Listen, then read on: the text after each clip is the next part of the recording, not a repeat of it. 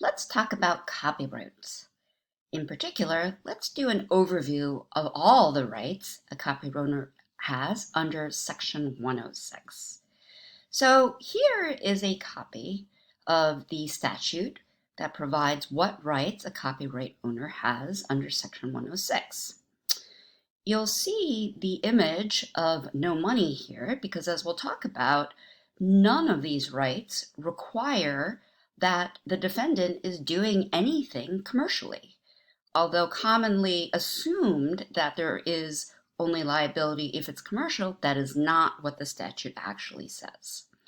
Now, the next thing you should see is that I've changed the font, or rather the color, of the beginning three rights. Now, why is that?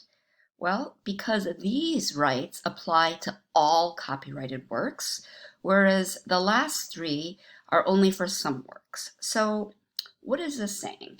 Well, for the first one, the most basic right is the right to reproduce, i.e., make a copy in any context. So this could be making a copy on a photocopy machine, it could be making a copy with a 3D printer, it could be doing it by hand. Any copying counts. The next one is a right to prepare a derivative work, i.e., something based on the original. And this is a very broad right. So, what are we talking about here? So, for example, there was the Lion King movie. Derivatives include a book based on that, a stuffed toy based on that, and also the musical based on that.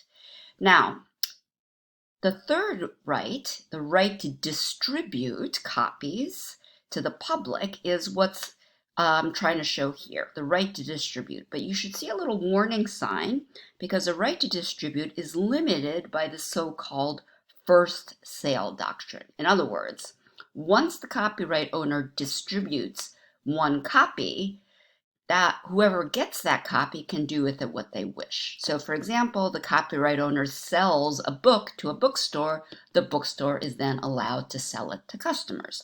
You don't continue to have rights. Okay, now the other thing on this slide is that all of these rights are subject to possible exceptions. So at the top, it lists out many exceptions, 107 through 122. Some of them are very limited. 107 is a fair use right, or rather fair use exception, which is a biggie. We're not going to talk about it today, but just so you know, these are all subject to possible exceptions. Okay, now let's talk about the other rights that we haven't talked about yet, 4, 5, and 6. So 4 and 5 are kind of related because these both have to do with something happening in public, either a public performance or a public display, and only of copyrighted works that could be performed or displayed. So again, money is not relevant to whether something happens in public. Rather, public means a place open to the public, even if not a lot of people attend, or there's a substantial number outside your social acquaintances, including by transmission. Now, there is a tricky area, which is if you publicly display a work, there is an exception for you to allow public display of a lawfully owned image, picture, where the copy is located. That's what allows a museum to display a copyrighted work. So that is the basics of public display and performance, which includes literary works, books, which you could perform by reading or display in a window.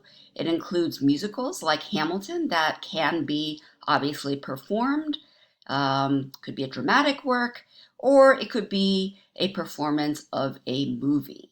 All of those are public performances. Now, music, sound recording could also be performed. But there is another warning here because for music, there is the possibility that a cover could be made and there is no right by the owner to exclude because the statute provides a compulsory license for artists to make a cover recording and distribute it.